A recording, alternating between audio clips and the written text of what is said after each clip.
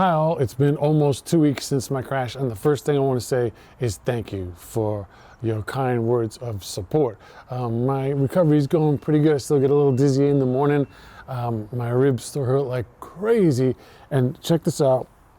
Can you see that? I didn't even get hit there. I got hit here. I guess, I don't know, blood bruising goes down. I have to say great things about Vanson Leathers, right? Because I didn't break anything. I don't even feel any pain here.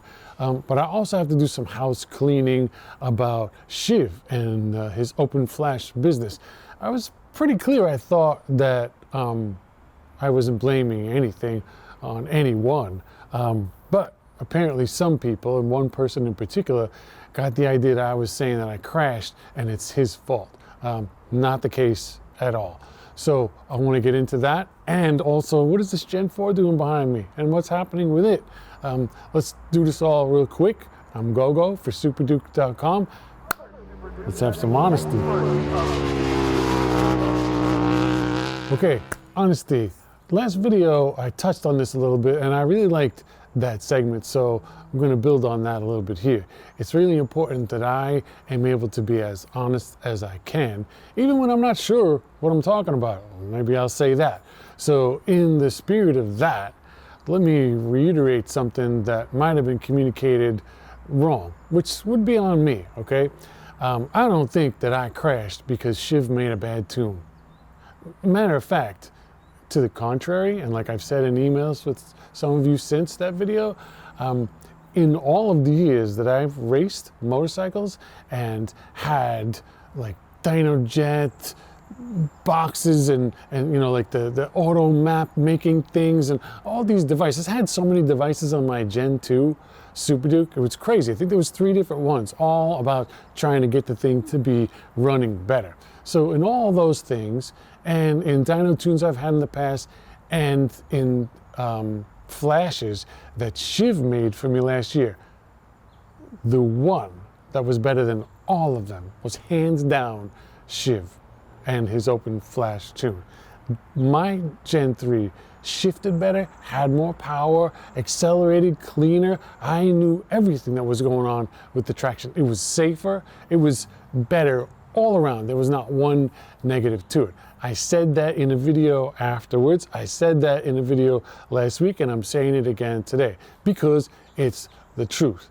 Now, what happened? Why did I crash 2 weeks ago? I still don't really know, but there was a part of that video that got deleted because I was all loopy from my concussion and I didn't set the camera up to focus on me perfectly. So half of that video I was focused on the tree behind me.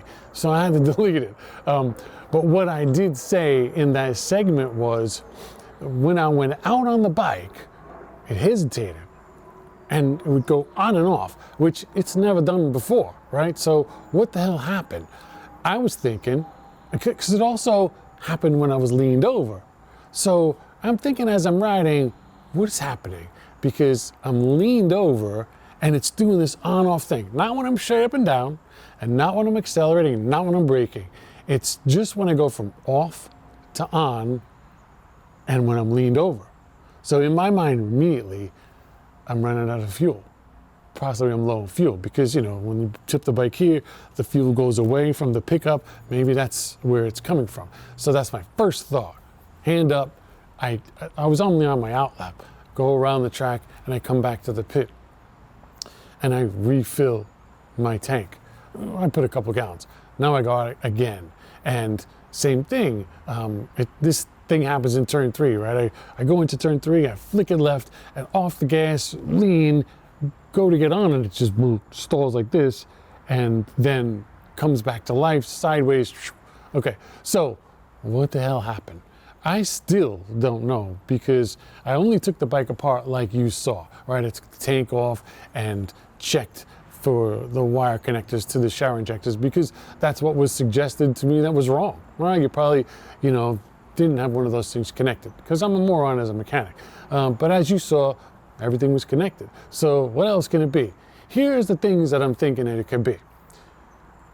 As you also know, which I think I said in the short, I took the data acquisition system off of my Gen 3 and put it on to this Gen 4 because I want to test the suspension, because a lot of people ask me how the EVO electronic suspension works on these bikes. And I did Friday. I ran this bike at Buttonwillow Friday before the race. All I did was ride this bike on Friday. I didn't ride my Gen 3 till Saturday morning. So there is some electronics that goes on with that. Back here, there's a computer and the wires connect to the ECU. Now, as far as I understand it, those wires kind of piggyback to the wires going to the ECU. You don't unplug the ECU, plug it into the data acquisition, and then take the data. It's not like that. It's just like, let's say you have these two wires going to the ECU. The AIM unit, you just clip wires on top of those wires, and it kind of listens to the signals that are going to the ECU and records that data. That's how it works, as I understand it. I'm not perfect. Maybe that's not exactly how it works, but that's how I understand how it works. So maybe I'm thinking in unclipping those things and then putting it on this bike, maybe there was a wire that was left exposed. Maybe there's a wire that's arcing somewhere. Could be, right? Could be that. The reason I don't think, and I didn't think that that's what it was, is because it only happened leaned over when I was off the throttle and going back on the throttle. So when are you going off the throttle and back on the throttle? When you're leaned over. So the whole leaning over, running out of fuel thing, it's not really it. What it is off the throttle to back on the throttle. That critical, sensitive little spot that sometimes tunes struggle with. Like even the Acura tune, like I said, the Acura tune struggles with that a little bit sometimes. And some commenter even said, like, in third gear, right? Like, so apparently, I didn't ever notice that. I never took note of it, but maybe it's true, because it has happened to me in third gear at Laguna Seca. I even have video footage of it. Maybe I'll try to find. Down, down, down, braking into turn 2, and then you go to crack on the throttle at full lean to go around. I was chasing this guy Troy. He's a journalist for one of the magazines down south, motorcycle guy. Behind him, and all of a sudden, boom, my bike goes wide because of the on-off thing. So it's a tune-related thing, I think. I mean, maybe there's other things that contribute to it, but as far as I know, my experience, that's what that is. And when Shiv made his tune for my race bike last fall, that was the best part about it. That was gone. Like, he got it so that when I was off the gas and then back on the gas, it was clean. No hesitations, no hiccups, no power, and then all of a sudden power. None of that stuff, which was, like I said, one of my favorite parts of it, right? Because, you know, your mind and your hands, like, you want these things to happen, and this is what should happen, and sometimes it doesn't. Sometimes there's a disconnect, and it's like this. And as you see from my high side, maybe it can even create a problem when this doesn't do what it's supposed to do. You know, it can create problems. So could be the wiring to the AIM unit. I was thinking, and still thinking, that maybe the flash file that was transferred this way, back and forth, maybe it got corrupt somehow. But Shiv, apparently, he's called me, and I think he's been online helping people understand that's not possible, apparently. I don't know this world, but I can tell you one thing. Files definitely get corrupt. Even flash tune files definitely get corrupt. Our buddy Gavin had a flash tune emailed to him for his unit. He was using someone's flash unit in Europe. The guy emailed him an edited file, and it was horrible. The bike was a mess. So the guy said something happened in the email, it got corrupt. I'll Dropbox it to you. Dropbox it to him, it was perfect, right? So in my mind, and in most people's minds, files can get corrupt. See this short shirt?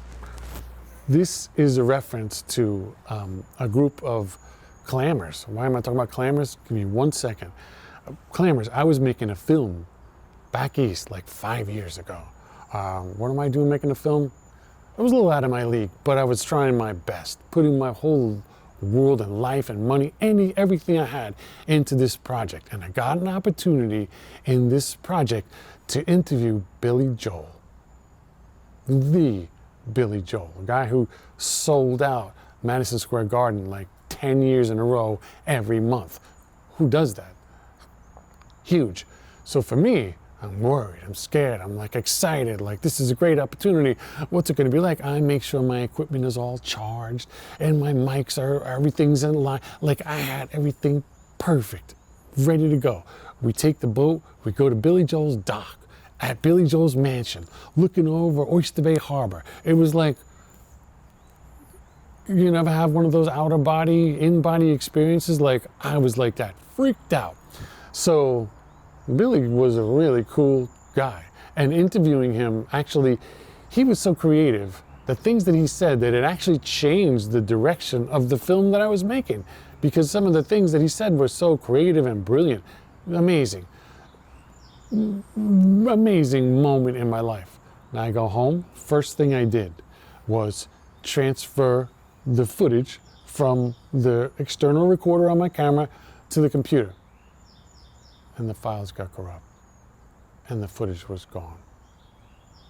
There was, it said that there was like, whatever, 2 gigs of file, but nothing played. There was no sound. There was like 20 seconds of Billy Joel, and then he like would freeze, and that's it. There was nothing. Grown man, I was this close to just crying. I had used that camera and that gear for years and years and filmed so many people at so companies, all sorts of corporate work. Never once was there a problem. I filmed Billy Joel once, the one opportunity I'm ever gonna get, and the file gets corrupt.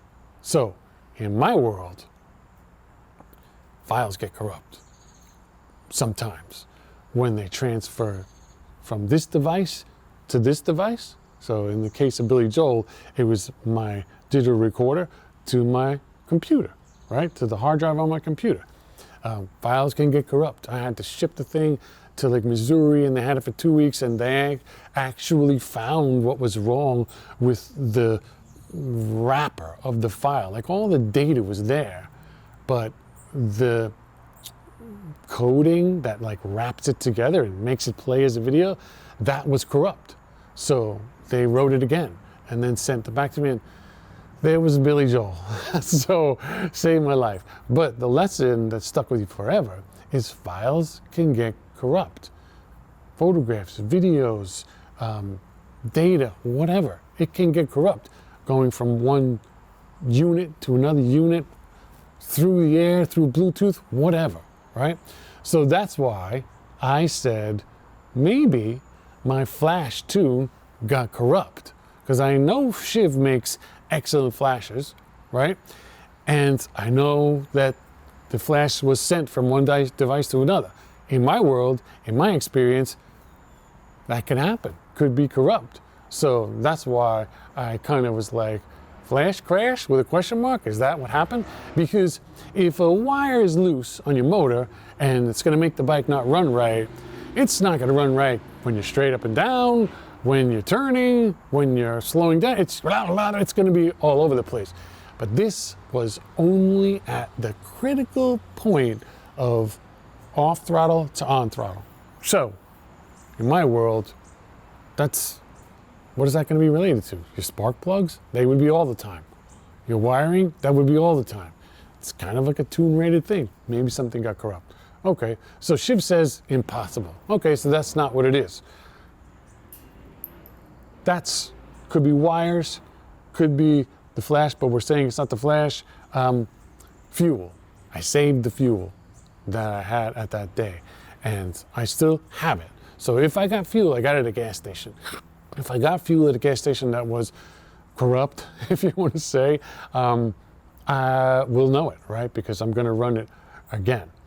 The last thing that I'm going to do, which was suggested by my mechanic, Alex, a few days ago, is I'm going to bring the bike from Jerry's, where it is now, to Kawamoto. I was going to go from Jerry's to Shiv's, but now I'm going to go from Jerry's, Jerry Piazza's GP frame and wheel, to Kawamoto. And they're going to hook the dealer tool up to it and reinstall the Acra map. And hope that Alex can look at wires and things and see if something was wrong there. So that's where we're at. I will not today, I did not yesterday, and I won't tomorrow say one bad thing about Shiv or his open flash performance company. I think he does brilliant work. I think he's super smart in that area, and much respect. Only positive things have I ever experienced from Shiv's tunes that I know of, 100%. Now, what am I doing with this Gen 4 behind me? This is exciting. This is exciting. So, one of the things I said that I did with the Gen 4 is I went to test the suspension. I put my data acquisition on this bike because the real reason was because people ask me questions. People email me and say, could you please explain to me how the EVO suspension works? It's complicated. Okay, so you read the instructions, you read the book, you read things online, and still you don't really understand it? Well, I got news for you. I tested this thing Friday from noon to about 5 o'clock. Did 5 sessions on it, and all I learned in those 5 sessions, well, it's pretty interesting. What did I learn in those 5 sessions? There's a lot more in the menu systems to suspension than I had any idea about. I was shocked how many things there are to adjust. That's one thing. The second thing, I have been around the track Button Willow a lot of times, uncountable times in over 20 years, and the track really hasn't changed that much. Even some of the bumps that were there 20 years ago are still there today. So there's this one bump at Button Willow. If you've ever run around it, I know you know the bump I'm talking about. So the Riverside is a super fast, long, sweeping right-hand turn. That's scary. And it's fast, and it's banked a little bit, and it's got this bump leading up to it, right? Why is there a bump there? It's like the most challenging place for a bump to be. You're about to go into this place where you're scared, and you're you know, on the front tire, and you're ripping around, and you're low, and you can feel the heat coming from your knee puck. You're going that fast. Why would they throw a bump right before that whole mess, right? Although, it's kind of challenging that the bump is there. That's kind of cool that the bump is there. It's like another way of thinking about it. Like, that makes it even harder. So, I've gone over that bump a lot of times. To the inside, on the middle, to the outside. I've different ways, driving, not driving, like how do you do it? And I've never found a great way to go through that bump. Every single time I go through, over, around that bump, it's unsettling to my bike. The thing shakes like this, and you have to recover from this bump before you really commit and go into this long sweeping Riverside that's so fast. So, one time that I went over that bump and I didn't feel a damn thing was on this bike. And that really made a big impression on me because I wasn't going race pace, okay? So I can do, fastest I've gone around Button Willow on a Superduke is 49.2, minute 49.2. So let's call it 50s, right? So I was doing 2 minutes on this stock bike with the tires that was given to me, which were compromised. It's a rep, one of the KTM reps bikes, and they had done its track days on, and the rear was a little shredded, and I don't know these tires, and it had blinkers on and everything, so I'm not riding it that hard. I was doing 2 minutes, 10 seconds off the pace. But still, the bump's there, right? I did different settings. I have the data acquisition. I have data to analyze what was happening. I'm going to sort all that out for you. Angel's going to help me, and we're all going to learn from it. It's going to be really cool. But right now, seat of my pants, going over that bump with this bike, 10 seconds off the pace, which is still pretty fast, there was no bump. It just, like butter. It's just right over that section and into Riverside. which kind of planted this seed with me. Like, I had every intention of taking the electronic suspension off this bike and throwing it in the trash. Put my own cartridges on, put my own rear shock on. I know what my settings are from the Gen 3, just take it right from there. But this has me curious. This has me curious. There's also anti-dive in the menu. You can adjust how much the front compresses under the brakes. A lot, or a little, or nothing. And people like Honda did work with anti-dive way back in the days of Doug Chandler. Doug told me stories about them working with him for like 2 years, trying to get anti-dive systems figured out. They eventually abandoned it, but the idea of being able to limit how much the bike goes down in the front with the brakes is very interesting, because we have bumps to absorb with the suspension and other forces like G forces or driving forces or braking forces. So it'd be nice to be able to separate them. And the thing about manual force, let's call them manual force, like Olin's cartridges that you just adjust manually with the clickers. What you set them to is where they're at, right? Whether you're going slow or you're going fast, whether you're hitting a bump, a little bump or a big bump, you have the same suspension setting to cover all of these things. But what's interesting about electronic suspension is apparently it's not valves that we know of, shims and normal stuff that we know and talk about. I've even made a video about it with Gavin. Apparently it's done with magnets. And also sensors. They're inside the fork that measure not only that the fork is compressing and not, but how quickly the fork is compressing and not. And it's like, I don't know, how many times a second? It's a lot. Is it 1,000? Is it 3,000? I don't really know. Different bikes have different data rates, and I don't know what this one is yet, but I'm going to try to find out. I already called KTM to try to get some information. So judging by how quickly the bike is monitoring how much the suspension moves and how quickly the suspension moves, those magnetic valves can open and close. And the idea, I believe, is that the sensors are listening and watching how quickly the forks are moving, and they're giving messages to the valving to say, this is a really hard bump, tighten up, or this is braking, loosen up, or whatever your settings are set to make it be at. So to me, the possibility of that is interesting. And to me, another thing that I noticed about the electronic suspension was, and this is unique to electronic suspension, with manual suspension, you get like valve stacks. Like let's say you have an Olin's TTX shock and you want to give it to your suspension guy because it's just too soft. The first thing he'll say is, what stack do you have in it? What are you running? Number 4, or number 5, or number 6? And you're like, what the fuck are you talking about? So they'll order shim stacks, little ones, big ones, like a Christmas tree, and they're good for a range of adjustability. Let's think about it this way. Your shock, here's your shock, right? And it can move up and down, you know, this certain amount of millimeters. But let's forget about that. Let's just think about the rate that it can move. And let's think about it like we think about things, right? Either it's gonna go quickly, right? Or it's gonna go softly, like this. It's gonna move like this. So that's a bump. And this is maybe like braking force or driving force, like, so it's gonna move in different ways. So that range of movement, let's think of it as a percentage, like a 0 to 100%. So 0 would be like no valving, just loose, like this.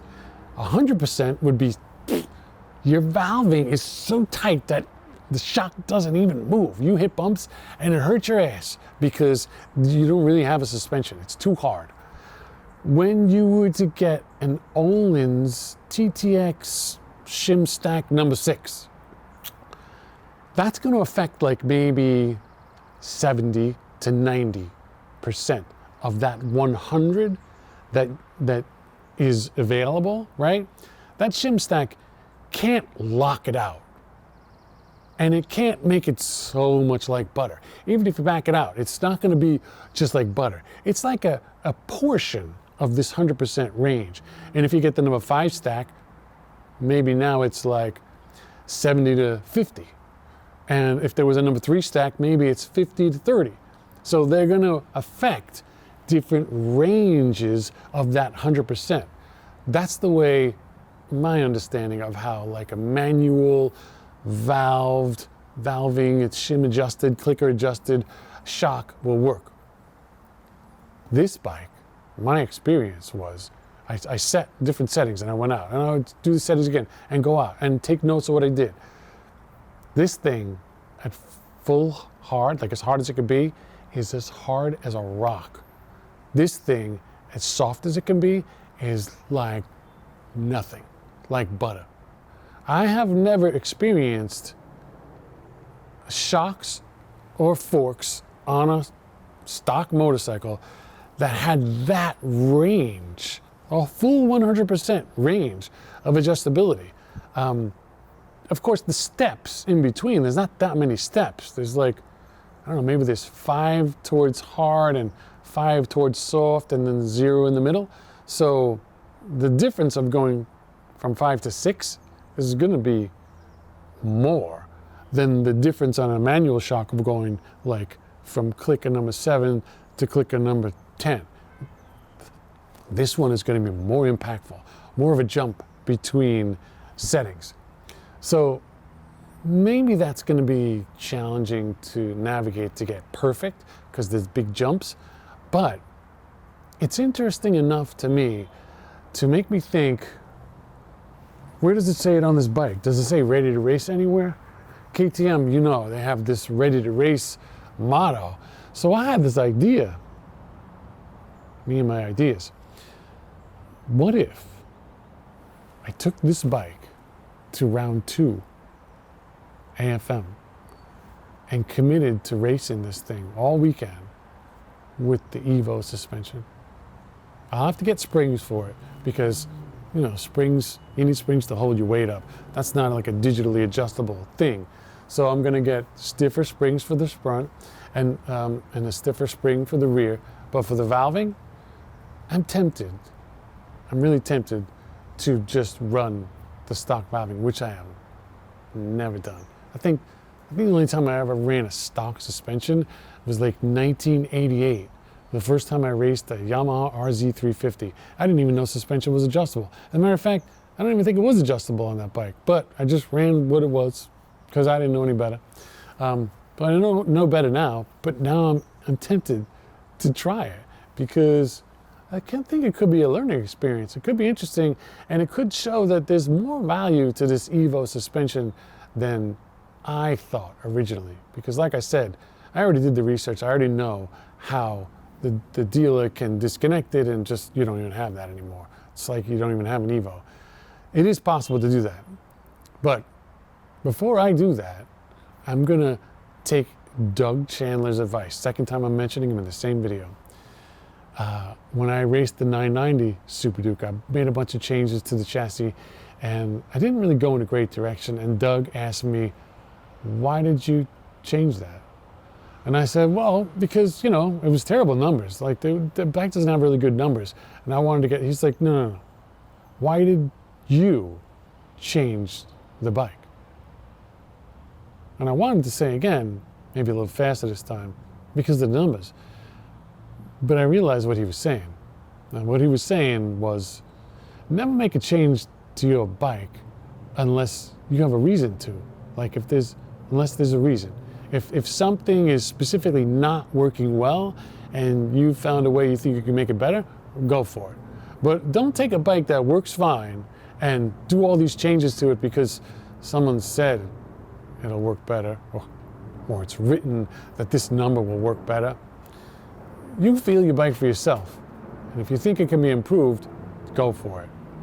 So before I change this, in the spirit of Doug Chandler present, I'm going to leave it, stop, and see how it does. Tell me if you think this is interesting, and I'll post more about it. For now, this is Gogo for Superduke.com. Thank you for listening.